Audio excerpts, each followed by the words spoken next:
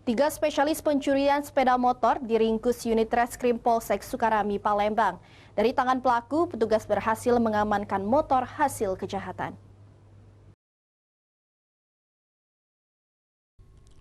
Inilah aksi pelaku saat melakukan pencurian sepeda motor milik korbannya di sebuah minimarket di kawasan Sukarami, Palembang.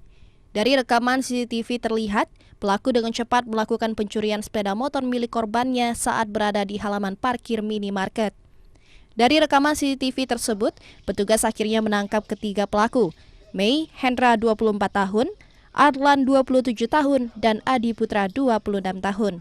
Di mana ketiga pelaku tersebut merupakan warga Sungai Rebo, Banyuasin, Sumatera Selatan.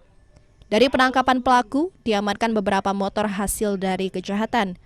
Pelaku yang merupakan spesialis motor metik ini telah melakukan aksi pencuriannya sebanyak 23 kali di kawasan Sukarami, Palembang.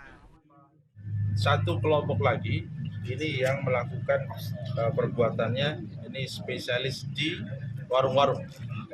Jadi di warung-warung. Di antaranya inisial M, inisial A, dan inisial AD. Dia telah melakukan dan kita buktikan bahwa ada 23 laporan polisi atau 23 TKP yang kita buktikan. Nah, ini semuanya dilakukan pengungkapan oleh Polsek Sukarami. Dari Palembang, Muhammad David, iNews melaporkan.